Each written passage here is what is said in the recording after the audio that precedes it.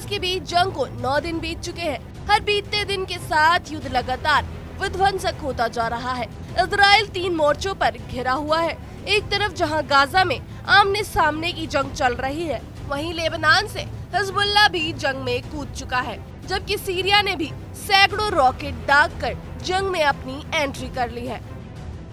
Israel के खिलाफ खुले 3 फ्रंट। पहला फ्रंट गाजा, हमास से सीधी टक्कर। दूसरा फ्रंट लेबनान, हिजबुल्लाह ने 1.5 लाख मिसाइल तैनात किए। तीसरा फ्रंट सीरिया, इजराइल पर छोटे हमले जारी। इस बीच अमेरिकी राष्ट्रपति जो बाइडेन ने इजराइल को नसीहत देते हुए कहा है कि गाजा पर कब्जा इजराइल की बहुत बड़ी गलती होगी। हमास का खात्मा जरूरी है, लेकिन फिलिस्तीन राज्य का रास्ता भी साफ होना चाहिए। अमेरिका स्वतंत्र फिलिस्तीन का समर्थक है। बता दें कि 1967 के मध्य पूर्व युद्ध में इजराइल ने वेस्ट बैंक, गाजा और पूर्वी यरूशलेम पर कब्जा कर लिया था।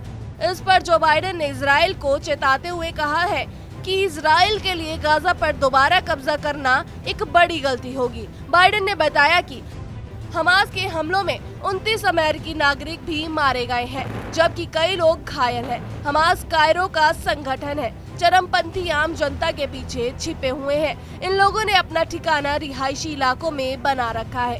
गाजा में जो हुआ वो हमास के चरमपंथी लोगों की वजह से हुआ है। ये चरमपंथी सभी फिलिस्तीनियों का प्रतिनिधित्व नहीं करते हैं। जो बाइडेन ने जंग के बीच मानवीय हालातों पर चिंता जताई है। उन्होंने कहा है कि वो फिलिस्तीनियों को जंग प्रभावित इलाकों को खाली करने और जरूरी चीजों की आपूर्ति बहाल करने के लिए एक सुरक्षित गलियारा बनाने के पक्ष में है। बाइडेन ने कहा, मुझे भरोसा है कि इजराइल युद्ध के नियमों का पालन करेगा और गाजा में निर्दोष लोगों के लिए दवा, भोजन और पानी पहुंचाया जाएगा। इजरायली प्रधानमंत्री बेंजामिन नेतन्याहू की अपील पर अमेरिकी राष्ट्रपति बाइडेन इस हफ्ते इजराइल का दौरा कर सकते हैं। व्हाइट हाउस उनकी यात्रा की तैयारी को लेकर विचार कर रहा है। बता दें कि बाइडेन इस जंग में इजराइल के साथ खड़े हैं। अभी तक अमेरिका ने इजराइल की मदद के लिए युद्धपोत और फाइटर जेट भेजने शुरू कर दिए हैं। बाइडेन ने कहा है कि हम यूक्रेन और इजराइल दोनों को संभाल सकते हैं। अमेरिका दुनिया का सबसे शक्तिशाली राष्ट्र है। हमास के खिलाफ इजराइल की जंग में हम उनके साथ खड़े हैं। अब हमास को जड़ से मिटाना ही होगा।